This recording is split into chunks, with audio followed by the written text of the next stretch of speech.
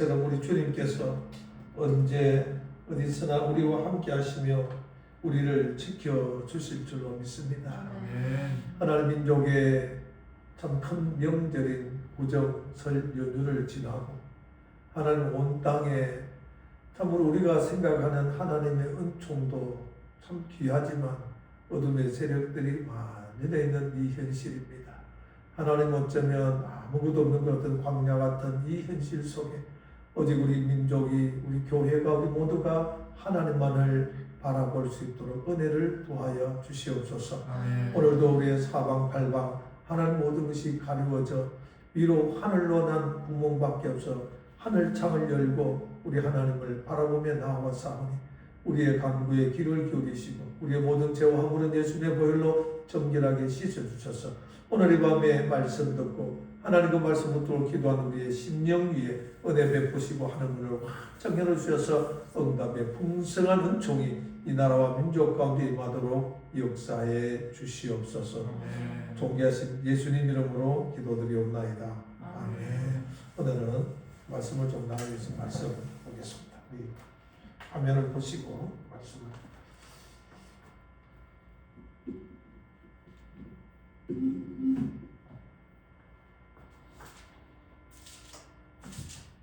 말씀입니다. 우리 함께 저와 여러분 한 교독하고 마지막 절은 합독해서 읽도록 하겠습니다. 어쩌면 베세다 광야 같은 이 나라의 현실의 상황을 바라보면 하나님 우리 모두의 마음이 한 부분 무너지는 것을 하나님 어찌할 수 없습니다. 그러나 주님은 오늘 베세다 광야에서 말씀처럼 제자들에게 미리 염려하여 말씀하신 것처럼 우리를 여전히 긍휼의 눈동자로 바라보고 계실 줄 믿습니다.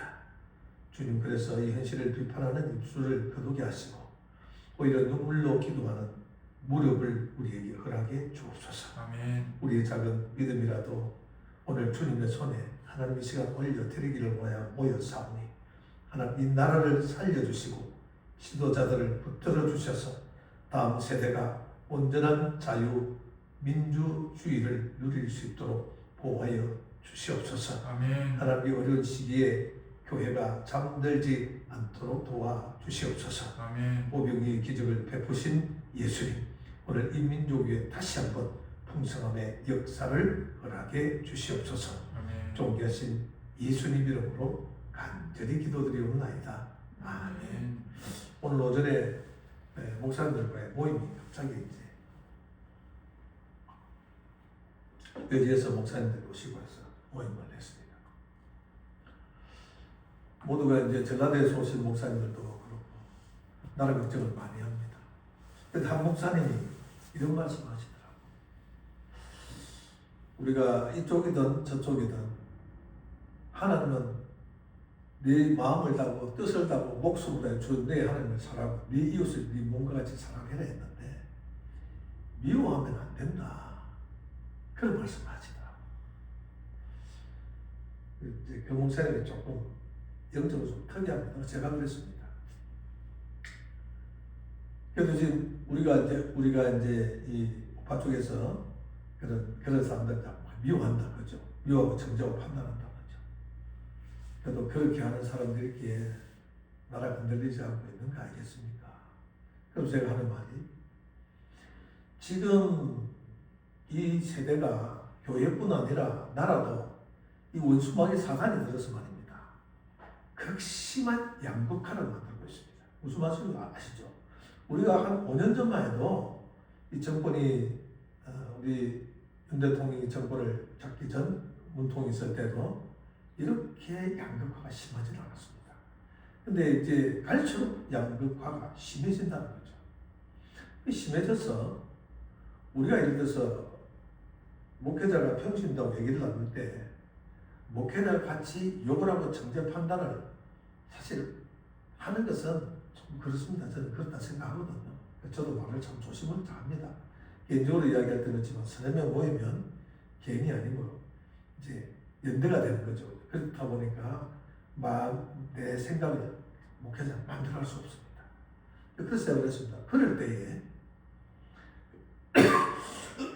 요즘 교회 현실이 목사님은 어떻게 하시는가 모르겠죠. 제가 느끼는 교회 현실은 그런 상황 속에서 목회자가 그래도 그런 사람들을 우리가 죄는 없지만 사람을 위해서는 안 된다. 후회해야 된다. 딱 그러면 돌아서서 그 성도들이 그 목사를 그걸 말하는 목사를 향해 뭘 하신 줄 압니까?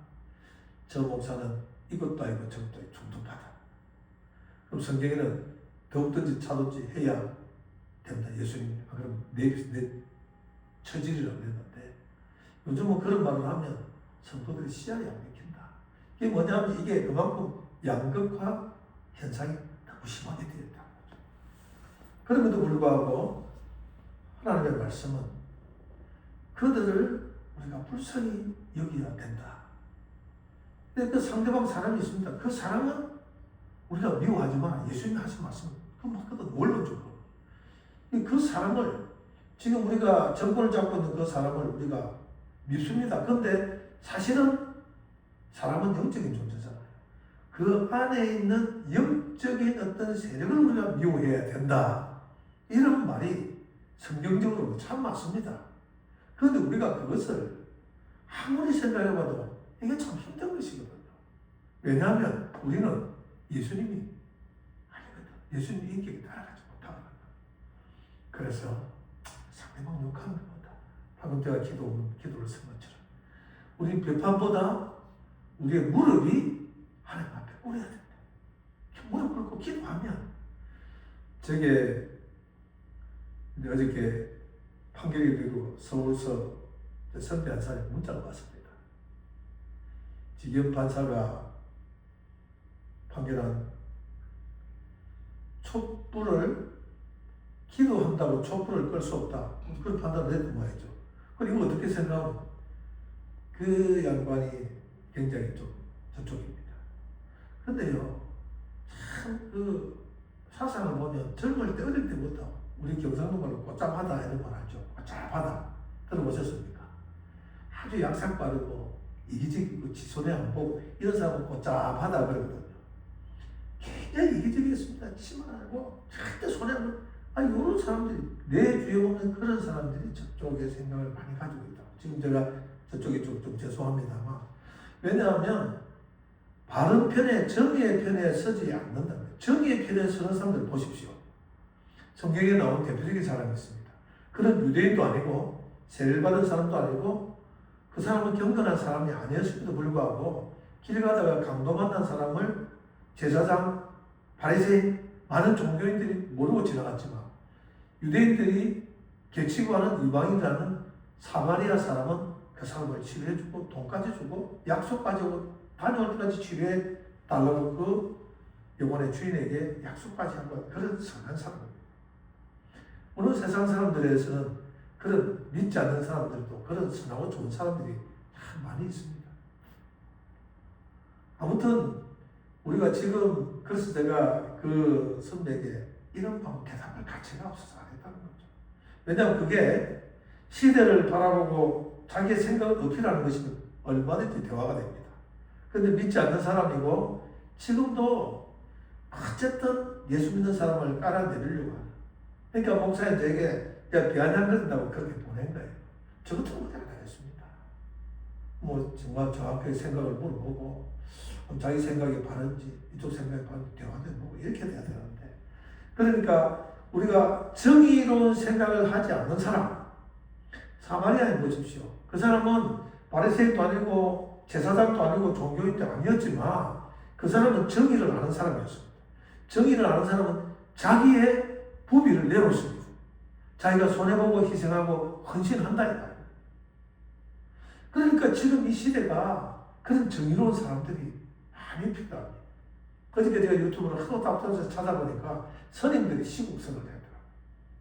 이 스님들도 조계종 무슨 족인데 저쪽 한쪽 종파는 또 저쪽 편이고 이쪽 종파들이 이제 우리가 볼 때 이제 바른 사람들이 시국선을 하더라. 근데 그 말이 스님들 하는 말이 고철들이 옳은 말만 따박따박 합니다. 그런 사람들은 자신의 손해를 무릅씁니다. 자신의 손해를 무릅쓰고 딱 나옵니다. 그런데 보십시오. 이쪽을 가장한 사람들은 딱 손해볼 쯤에 딱 오니까 딱 돌아서 다다다다닥 다 깎니까. 굴비 없듯이 여기가 다 깎니. 그걸 우리가 이번에 봤잖아요. 여러분, 우리가 사람은 미워하되 죄는 미워하되 사람은 미워하지 말라는 말이 있습니다. 우리는 예수님이 아니지만 정의로움을 위해서 우리는 최선을 다해서 사람을 사랑할 수 있는, 그래서 그 영혼을 불쌍히 언제든지 하나님 앞으로 이끌 수 있는 그런 여지를 남겨두는 저와 여러분이 되었으면 참 좋겠습니다. 이 말씀을 근처에 사견했습니다. 유튜브가 촬영이 되고 있어서 좀 죄송합니다만은, 여러분, 오늘 본문의 이 상황을 보면 예수님께서 뭘 하신 줄 압니까? 34절 보면 예수께서 나오사 큰 무리를 보시고 그 목자